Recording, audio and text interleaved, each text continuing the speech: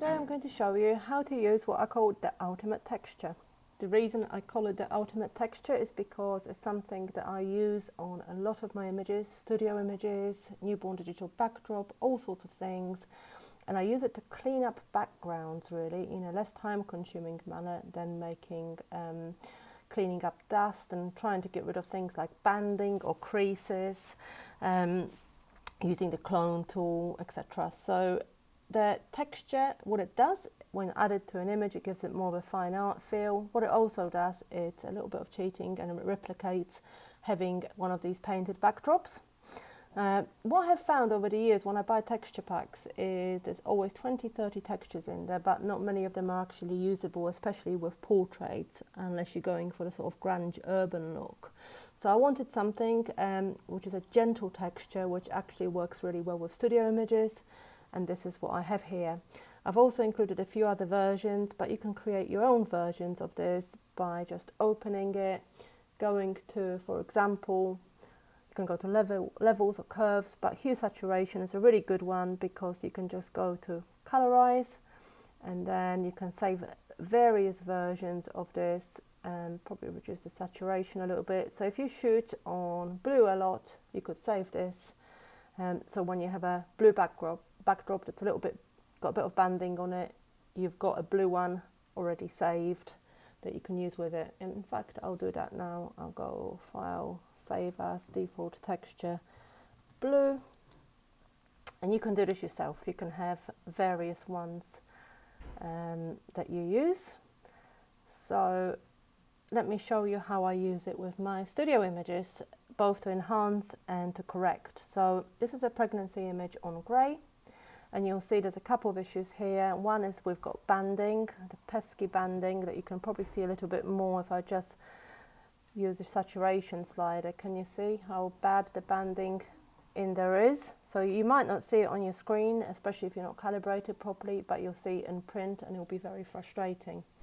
So you've also got those creases here. So I'm going to get rid of those creases by just grabbing the patch tool and literally just dragging it over. What that will do, unfortunately, is create those little remnants which show that some patching has gone on.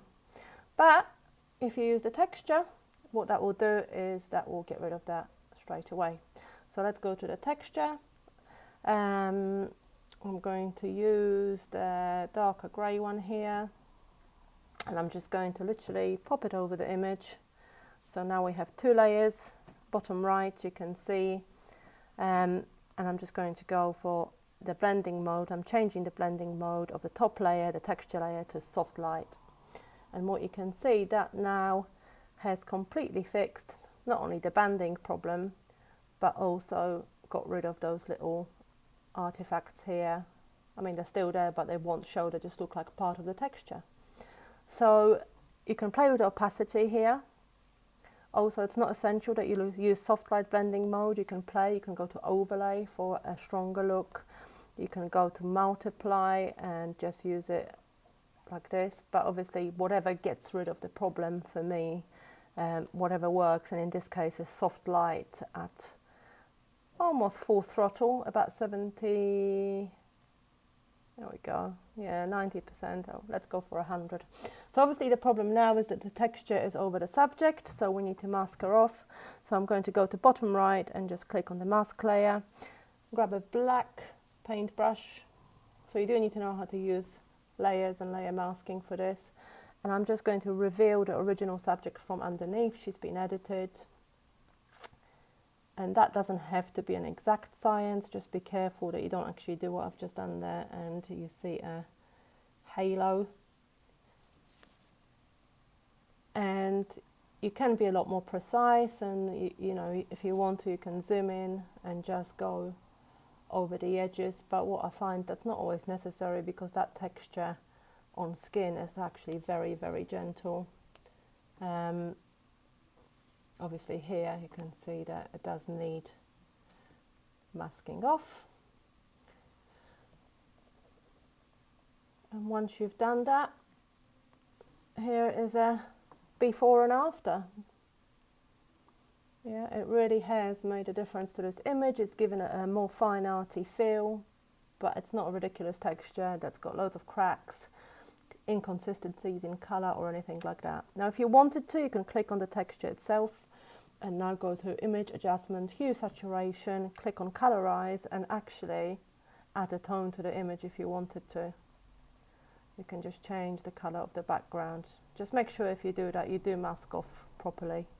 But yeah, it's amazing. It's a really versatile sort of way of, you can completely change your image. So I'm going to close that one and now I'm just going to show you very quickly what else you can do. So that fixed the banding. We've got a little image here of a little boy. Again, you can see top right corner there is banding. It's horrible. And to fix that with the clone tool or the other methods I've seen, it's just going to take ages. Instead, I'm going to grab that lovely little blue one I just created and I'm going to, the blue is slightly different, so actually I'm going to go to hue saturation and just, there we go, make it more blue. And I'm going to drop that texture on here. I can resize the texture if I want to. So in this case I will, because the image is obviously much smaller. So hang on a sec. I'm using the transform tool here. Now the way I've designed this texture, it is lighter in the middle and then it's got a little bit of a vignette around it. Hit enter and you go again, play with the blending modes. You can go to soft light, you can go to multiply, you can go to overlay. An overlay here does, excuse me, there we go, that sort of fixes some of the problem you can see here, not quite. That's better. Now obviously this is not going to work if your client doesn't want a textured background, but what I found is that most people actually prefer that. And then paint your subject back in. And actually what I will do with this image is I am going to take some saturation out, full stop, because the whole image is just over saturated. So I can just put adjustment layer, hue saturation and just do this and straight away that looks better. You could also go to selective color and play around with the reds and the magentas and make it a little bit more neutral. So yeah, so you can see how that can change an image. For an image like that, what I can do is, this was a seamless backdrop, which is lovely and classy. There was a little bit of banding there, but again, you could grab the dark grey, stick it over that image, and what you'll notice is edit free transform. Let me just resize it nicely. So the texture is big and you'll find it works with most files, and I can go to now soft light, and what it's done, it's given the backdrop a really lovely textured feel, so it looks like you actually have one of those painted backdrops. Don't forget, mask off your subject, so click on the layer mask, black paintbrush, and paint back in the skin, so the skin isn't textured as well. And hair and clothing as well, although you don't have to. The clothing can have texture if that's what you like.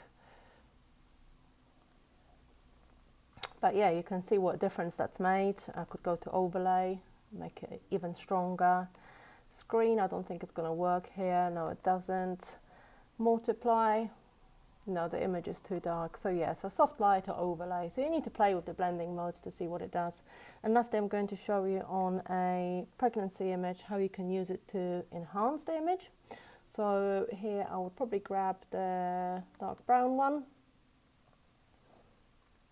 and pop it on. You don't have to do it like this, you can just place it. I'm going to just move it so the lighter areas in the middle. Let's just have a look if I need to resize it. Don't need to, but I can. And then let's go soft light.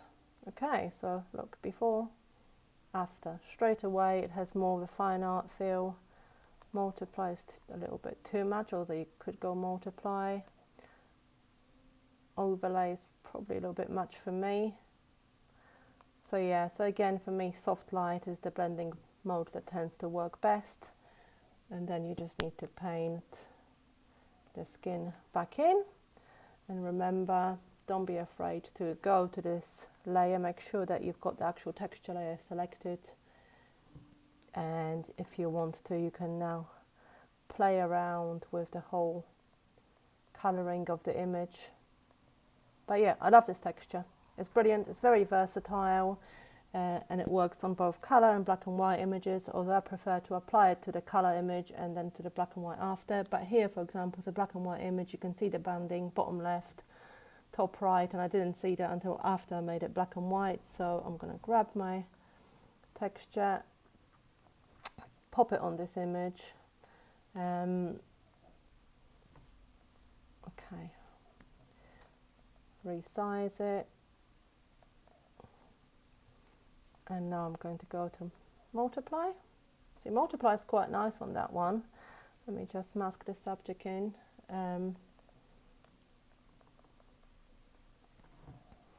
So I could just go multiply a bit gently. There you go. And that's actually got rid of the banding. Or I can be more severe like before and go for soft light. And again, it just gives it a sort of fine arty feel.